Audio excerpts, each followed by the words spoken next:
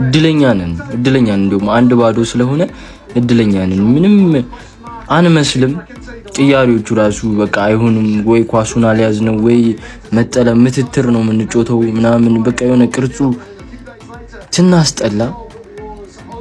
ከዛ ፍሪምፖንግ ራሱ ያው እኮ ነው ሳላህ ቢሆን ይሻል ነበር። የሆነ ነገር ከተገኘ ወር ፔናልቲ ወር የሆነ ነገር ከተፈጠረ ምናምን የሆነ ነገር ያደርጋል። ኤኪቲኬ ያንን 1-1 ሂደ ያንን ኳስ በቃ ያ ግዴታ ነበረ። በቃ እሱን ስላላደረገ ያው 1-0 ወጣን። አንፊልድ ላይ ይገለበጣል በስነ ስርዓት ከተጫወትን። ያ ይልማዝማ ምናምን የተባለ ሰው ዝም ብሎ ነው የሚያልፈው። በቃ ዝም ብሎ ያሳልፉታል። በቃ ጎሜዝም ኮናቴም ያኛው የኮናቴ ጎል እንደው መሻሩ እድለኛ ነን እኛ። የኛ የተሻረው ኳስ ደግሞ በቂጡ የነካው ነው ይመስለኝ ያኛው። ብቻ 1-0 ችግር የለውም ግን አንሆንም ነበር። ተስፋ አንቆርጥም። ኤፍሲ ተወሉ ዘርፉ ለቶ እንደ ልጅነታችሁ ነው ይመስላችሁ አይደል? እድሜያችሁም ሄዷል። ተስፋ ቁረጡ በቃ ምንድነው?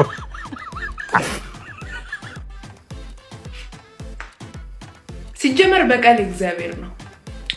ሰላም ውዬ ሰላም ማደር አልችልም ማር መስሉት በቃ ሰላም ቀን ሙሉ ሰላም ውዬ ተደስቼ ምናምን ማታ ስገባ በቃ ክፉ ሚስት እንዳለው ባል በቃ ሰላሜን አጥቼ ነው አይደል ማደር ያለብኝ።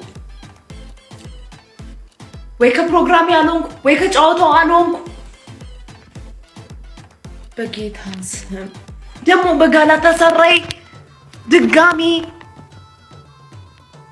በኢየሱስ የአርነ ስሎቱ ሊቨርፑል በቱርኩ ኃያል ክለብ ጋላታሳራይ 1-0 ሽንፈት ገጥሞታል። በአውሮፓ ቻምፒየንስ ሊግ 16ቱ ዙር በራምስ ፓርክ ስታዲየም የእንግሊዙ ሊቨርፑል ያስተናገደው ጋላታሳራይ 1-0 በሆነ ውጤት በማሸነፍ የመጀመሪያ ዙር ጨዋታውን በድል ማጠናቀቅ ችሏል። በዚህ ጨዋታ ላይ ራምስ ፓርክ ስታዲየም እንግዲህ በጣም ሲኦል አድርገው ነበር ለሊቨርፑሎች የጠበቁት ማለት ይቻላል። የጋላታሳራይ ደጋፊዎች ኖይዛቸው በጣም የሚረብሽ ነበር ማለት ይቻላል። የሊቨርፑል ተጫዋቾችንም በቃ ጭንቀት ውስጥና ችግር ውስጥ ከተዋቸው ነበር። በእያንዳንዱ ኳስ በሚነኩባቸው ሞመንቶች እየጮሁ ፕሬሸር ሲያሳድሩባቸው ነበረ። በዚህ ጨዋታ ላይ እንግዲህ ገና በመጀመሩ 7ኛው ደቂቃ ላይ ኦሲሜን በግንባሩ ያቀበለውን ኳስ ማሪዮ ሌሚና ማለት ነው የቀድሞ የወልቭስ ተጫዋች እንግዲህ ጎል አስቆጥሮ ጋላታሳራይ በዛው ውጤቱን አስጠብቆ 1-0 በሆነ ውጤት ማሸነፍ ችሏል። ፈርስት ሃፍ በሙከራ ረገድ የተሻለ ቡድን ጋላታሳራይ ነበር። ተመጣጣኝ የኳስ ቁጥጥር ድርሻ ቢኖራቸው ሁለቱም ቡድኖች ማለት ነው። ነገር ግን ሰከንድ ሃፍ ሊቨርፑል ወደ ጨዋታው ለመመለስ ጥረት ቢያደርግም ነገር ግን ምንም መፈየድ የቻለው ነገር አልነበረም። የመልሱ ጨዋታ ለማንኛውም ቀጣይ ሳምንት የሚከናወን ይሆናል ማለት በስማም ሀፍ ያመለጣችሁ እንደምንም ተሟሙታችሁ ቲም ጨዋታ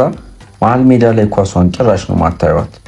እዛ ይሞክራል፣ እዚህ ይሞክራል፣ እዛ ይሞክራል፣ እዚህ ይሞክራል። ፖሴሽን 50-50 ነው። ሁለቱም ኳስ መያዝ አይፈልጉም። ሞክረውት መመለስ ነው። እስካሁን 15 ኳስ ተሞክሯል። 6 ኢላማውን የጠበቀ በጣም የሚያምር ጨዋታ ነው። እግዚአብሔር ይሳሳቱታል አልኳችሁ። የጋላታሳራይ ተከላካዮች ሊቨርፑል አይቀጣቸው። እነሱ እርማቸውን አንድ ሄደው አገቡ። ከዛ ወዲያ ግን ኢንድ ቱ ኢንድ ጨዋታ ሆነ። በቃ ገብታችሁት በቃ ቻምፒየንስ ሊግ ተመልሷል። ለካ ምድብ ላይ ሲጃጃሉብን ነበር። ምድብ ላይ ምርጥ ጨዋታ ራሱ ብናይ ኖሮ ይሄ የሊግ ፎርማቱ ላይ እንደማይወድቁ ስለምታውቁ ምን መልሳችሁ? ይሄ እኮ በቃ በጭንቀት ነው የምታዩት። ሁሉም ቶርናመንት ላይ ማለት ነው እንዴት ነው ተመሳሳይ ፐርፎርማንስ አንድ ቲም ሊያሳይ የሚችለው? ጋላታሳራይ ከልቡ ሳይጫወት ማለት 7 ደቂቃ ላይ አግብቶብን 87 ከዛ 4 ደቂቃ ተጨምሮ 83 87 ደቂቃ ምንም ጎል ሳይገባባቸው 7 ደቂቃ ላይ አግብተው ምንም ጎል ሳይገባባቸው ነው የወጡት። እሱንም ከልባቸው ሳይጫወቱ ጋላታሳራይ ምን አይነት ፔስ ቲም እንደሆነ ብላችንም እናውቃለን። እንዴት ነው ለሳው እንዴት ነው? ኧረ በስመ አብ እኔ ምንም ማያዝናና ጨዋታ ባክ ቱ ባክ እንደዚህ የሚያስጠላ። ኧረ በስመ አብ ሊቪ ዛሬ እናት እንደሌለው ልጅ ነው የእውነት ያንገላቷቸውና ማለት ነው። ሰከንድ ላይ ጋላታሳራይ 2-3 ጎል ማግባት ይችሉ ነበር። ያው ኳስ ራሳቸው አባክ ነው እንጂ ማለት ነውና 1-0 አልቋል ማለት ነው ጨዋታው። ሊቪ ግን የምር ዛሬ አልቻልሽም። 1-0 መጥፎ ውጤት አይደለም። ሊቨርፑልያን እመኑኝ የሚገርም ውጤት ነው። ሊያውም ቱርክ ኢስታንቡል ላይ ሄደን እነዚህ ጨዋታሞች ጋር 1-0 አሪፍ ውጤት ነው። አሁን የሚጠበቅብን ቤታችን አምጥተን በሜዳችን ግርፍ ማድረግ ነው። የሚገርም ውጤት ነው። ማንም አሁን ወያላ መጥቶ ምናምን ትርፍ የመታ ምናምን ተሸነፋችሁ ምናምን ሊል ይችላል። ነገር ግን ውስጡ ያውቋል 1-0 አዌ ሄደ ቻምፒየንስ ሊግ ላይ የሚገርም ውጤት ነው። ትገለብጠዋለህ መተህ 1 ጎል አገባ ማለት አቻ ነው። 2 አገባ ማለት አለፍክ ነው። ነገር ግን ይሄንን ጨዋታ አሸንፈን መውጣት የሚገባን ነበረ። አይ ነው እጄና መጣና ድቅና ለፊቴ እባክህ ተመለስ ልጅነት በሞቴ አለ። ካረጁ አይበጁ ነው እንግዲህ አሮጊቷ ማረቆ ጠቀሙት እንጂ ቶሎ አረቁ እንጂ ማለት ከጋላታሳራይ መንታውን አርግዘው ነበር። ይችላል ባባ ይሁንባችሁ ተርዱን ዳር ያረ ወይኔ ሁሉ በቃ ችግር የለውም አብረን ፈታ እንላለን። ወይኔ በእጄ በቃ መደበሪያ አጥቼ ነበር ያዳብሩኛል። ኑልኝ በቃ አሮጊቷ ሁሉ ችግር የለውም ፈታ እንላለን። ኑልኝ አሮጊቷ ኑልኝ በቃ ለመረጋጋትና ማለት ነው ላለመናደድ እሞክራለሁ። ግን ጋላታሳራይ ምንድናቸው? ሜዳቸው ምንድነው? ተጫዋቾች ምንድናቸው? ኳስ አላስነካሉ እኮ እሺ አርነ ስሎት ጋግፖል ጋግፖን ቤንች አድርጎ ገባ። አሁን ስሎት ቁንድ ምን ያርጋቸው? አሉ የተባሉትን ተጫዋቾች እኮ በቃ አስተላልፍ ውስጥ አስገብቷል፣ ይዟቸው ገብቷል። ግን እንደዛ ሆኖም አልሆነም። ግን ክለቤን አውቀዋለሁ፣ ክለቤን አምነዋለሁ። እመኑኝ ሊቪያንስ ምን አለ በቤን ጨዋታው ሲያልቅ ጠይቁኝ፣ የጌም ይቀየራል። ማለት አቅማችሁን እኮ አታውቁትም ምን ድረስ እንደሆነ ማለት ነው። ይህ ፈሳም የሆነ ቡድን ነው ሊቨርፑል። ፈሳም አንበጫበጩልኝ ደህና አድርገው ማለት ነው። የእውነቴን ነው። እና ማለት ነው ለሌላ ጊዜ እኔ ስናገር ኮመንት ላይ እየመጣችሁ የምትሳደቡ ማለት ነው እየተረጋጋችሁ ማንቸስተሪክ ደም ብለናል እንጂ አራሹን እኛም ግን አልሰማናቸውም እኮ አሽተናቸዋል። ግን እንዴት ነው የሚጫወቱት ልጆቹ? እነዛ ሊሞቱ ነው እንዴ? ምን ቲም ናቸው? ማን ናቸው እነዚህ? በእናታቸው ህይወት ምናምን ይዞ ነው መሰለኝ የሚጫወቱት። እንዴ ብር እያሉ ይመጣሉ። ኮናቴ ከሁለቱም ቲም ነው እንዴ ደሞዝ የምትቀበል? ኧረ ምን አይነት ተከላካይ ነው ይሄ? እኔ ዝም ብዬ በቆም ይሻላል። እኔ እንደዚህ በቆም ከበረኛው ጎን ቆም ቢያንስ እከላከላለሁ እንዴ። አንታሹና ግን በሰው ሜዳ እንደዚህ 1-0 ኖርማል ነው። ግን በሜዳችን ግን ምን እናሳርፍባችሁ እንደዚህ በቀላ ሻራ ማለት ነው። አይሼበው 1-0 በሆነ ውጤት ተሸንፏል እና ይሄ ውጤት እውነት ለመናገር ምንም የሚገርም ነገር የለውም። ግን የሊቨርፑል ደጋፊ ጋላታሳራይ ሜዳ ሄደን እናስጠላለን ብላችሁ ማሰባችሁ ነው ትልቁ ኃጢአታችሁ። በቃ እንደዛ የመጀመሪያ ዙር ላይ ሲያደነቁሯችሁ ያልታወቃችሁ አሁን እናንተ ማን ናችሁ? ካለፈው ስህተቱ የማይማረው ፈንጃምካኝ ብቻ ነው ይባላል። ግን እናንተ ከፈንጃምካኝም ባሳችሁ። በቃ አለቅ። እንደምታልፉ እኮ ግልጽ ነው። በቃ ሜዳችሁ ላይ አምጥታችሁ መለጥለት ትችላላችሁ። ግን እዛ ሄደን እንበቀላለን እናሸንፋለን ምናምን አይባልም። ማሸነፉን ተዉትና አቻው ራሱ የታል?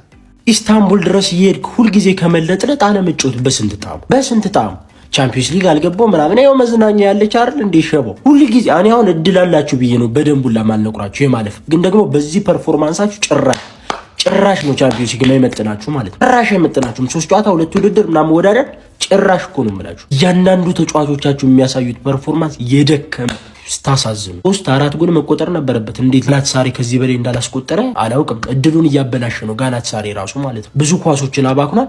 ቀጣይ እድል መስጠቱ ለሊቨርፑል አንፊልድ ላይ የራሱን ነው ያከበደው ማለት ነው። 3 ምናምን ማግባት ነበረበት። ቻንሶችን አልተጠቀመም በደም። ለማንኛውም አይዞ ሸበለው ሊቨርፑል ተሸንፏል። ቆይ እናንተ አልፈልግም ምናምን አትሉም እንዴ? አንተ ጋላታሳራይ እንዴት ነው የሚያስፈሩት? ምን አይነት ስቴዲየም ነው ያላቸው? ማን ኦሲሜን ያን የመሰለ አቀባበል አድርገውለት ማለት ነው። አሲስት ባያደርግ ይገርማል። ኮርናውን እዛ ሊቨርፑልም ኮርና አግብቶ ነበር። ማን ሴት ፒስ ግን እንዴት ነው? ቆይ አንተ አርሰናል ሙሉ ዩሮፕን አበላሸ። ሁሉም ክለብ ሴት ፒስ ምንድነው? አረ በስመ አብ ማን ሊቨርፑሎች ማለት ነው። አሁን ሰከንድ ሌግ ላይ አንደኛ አድቫንቴጃቸው ምንድነው? ሳንቼዝ ዛሬ ቢጫ ስላየ ለጋላታሳራይ አይገባም። ገብቷችኋል? ኢኪቲኬ ግን በጣም ጽድት ያለ ኳስ ነበር እያገኘ የነበረው። ማን ፉል ታይም ሪዛልት ማለት ነው። የሀገሬ ሰው ሲተረት ምን ይላል መሰላችሁ? አንበሳ ሲያረግ የዝንብ መጫወቻ ይሆናል። ምን አይነት መሐመድ ሳላ ነው? ቆይ ዘንድሮ እንዴት ነው ግራፍ እንደዚህ ሊወርድ የሚችለው? ማን በፈጣሪ እኔ ስለ ብሩኖ ፈርናንዴስ ማሰብ ጀመርኩኝ። ሲያረጁ እንደዚህ ነው የሚሆኑት? በኢየሱስም የለም እኮ እንደተለመደው ዛሬም። በነገራችሁ ላይ ጋላታሳራይ 2-3 ጎል ማግባት ይችል ነበረ።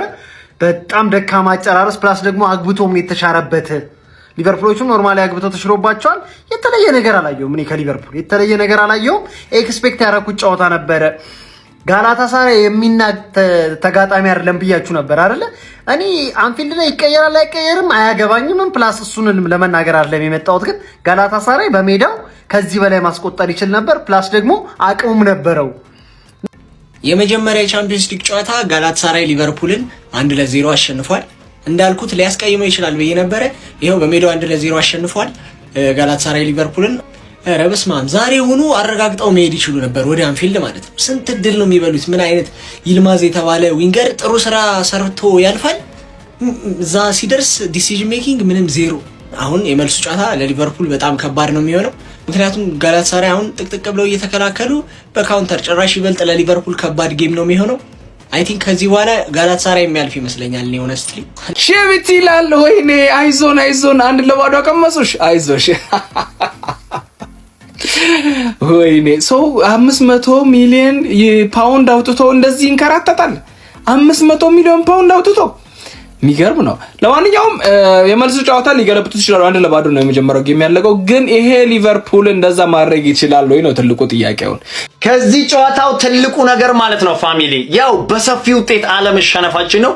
ተሸንፈናል 1-0 በፈርስት ሃፍ ውጤት ነው እንግዲህ የተጠናቀቀው። በቃ የራሳችኑ ችግር ነው። ማጥቃታችን ላይ ትክክል አልነበርንም። እጅግ በጣም ያስጠላል። ኤኪቲኬ እንደዛ ያንን ኳስ ገሎ ተከላካዩ ይሄ ቻንስ ወይኔ እውነት በጣም ያስቆጫል። አቻ አድርገን መውጣት የምንችለው ጌም እንደዛ ፈርስት ሃፍ ቨርቲስ ቀለል አድርጎ ያን ኳስ ይመታዋል። ማስቆጠር የምንችለው እጅግ በጣም ያበሳጫል። ግን የመልሶ ጨዋታው አንፊልድ ላይ መሆኑ ጠቀመን። ሊቪያስ ጋላታሳራይ ለወራ ያቅም ባገኘ ቁጥር ሽማግሌ መለጥለጥ ምንድን ነው? ይሄ ድል እኮ ስንቶች እየተመኙት ነው። ሼባ ኧረ ጋላታሳራይ እኔ ቤቴ ቁጭ ብዬ በቲቪ ላይ ያየሁት ደጋፊ አስጨነቀኝ። እንዴት ነው አንድ ደጋፊ ከአንደኛው ደቂቃ አንስቶ እስከ 95ኛው ደቂቃ ድረስ የሚጨፍረው የሚጮህ? ሊቨርፑል በገዛ እጃቸው ልክ እንደተጀመረ ያገኙትን የግብ ዕድል ሳይጠቀሙ ቀርተው ጋላታሳራይም ብዙ ኳስ ስቷል። ግን አስገራሚ ቡድን ነው ጋላታሳራይ። ቪክቶር ኦሲማኒ ምን አይነት ታጋይ ተጫዋች ነው! ምን አይነት እምባይን ነው ያመጡት። ይዞት የገቡት ቲፎ ደግሞ የሚገርም በቃ የእናቱን ምስል ምናምን ያዘበት ቲፎ በጣም የሚያሳዝን። እሱ ራሱ አለቀሰ። ግን አስገራሚ ይሄ ተጫዋች ለምንድን ነው ግን ቱርክ ሄደው ትልቅ ሊግ ላይ መጫወት ይችል ነበር። ሊቨርፑል 1-0 ተሸነፈ በጋላታሳራይ። ይሄ ጨዋታ አላበቃ አንፊልድ ላይ መልሳለህ። ግን ጋላታሳራይ ሊያልፍ ይችላል። አንተ ነህ እኔ ላይ ቦክስ የሰነዘርከው። ይኸውልህ ጂም ገባልሃለሁ። የዛሬ ወር ማዞራው ላይ እንገናኛለን። አትበል ቀደም ሰዳም ገዳም ትሆናለህ ደም በደም። ይሄ ውጤት ከዛ ሜዳ መምጣቱ አይገርመኝም። እዛ ሜዳ ውስጥ ውጤት ይዞ መምጣት፣ ቱርክ ድረስ ሄዶ ጋላታሳራይ ላይ ውጤት ይዞ መምጣት በጣም ከባድ ነው።